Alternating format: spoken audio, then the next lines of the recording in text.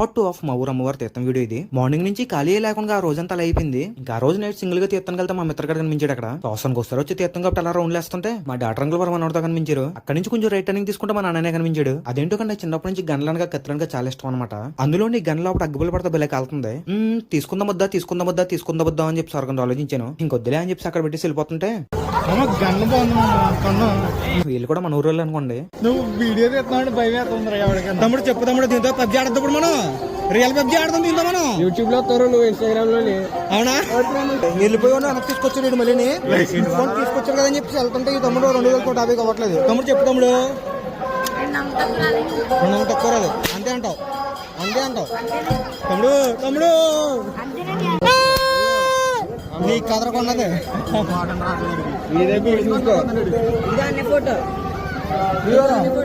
ఎంత 21.9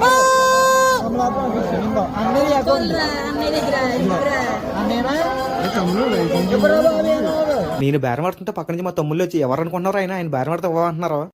చెప్పాడు 120 చెప్పాడు 250 అడిగాను.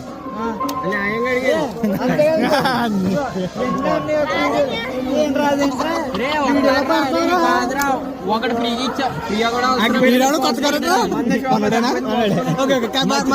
బాలాజీ అంటాను నిన్ను కూడా నిన్నంటా నేను బాలాజీ అని నేను తరుణ్ ఓకే ఓకే మర్చిపోయా అంటే మన ఊరే కదా. చిన్నప్పుడు మీ ఇంటికి వచ్చి బఠానీ దాని పేరు తనగలేదు గులపప్పు తినేవాడిని.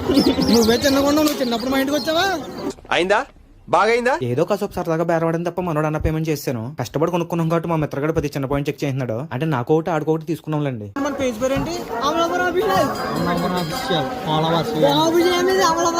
ఇంక ఈ సంవత్సరం మా ఊరు తీర్థం లేదనలేదు. అంత క్రౌడ్ లో తినేంత ఖాళీ కూడా లేదు మాకు. ఇందులో ఒకటి తప్ప కనమయ్యని మా మిత్రగాడియే. ఆ రోజు నైట్ పార్టీ ఒకటి ఉందంటే వెళ్ళాను.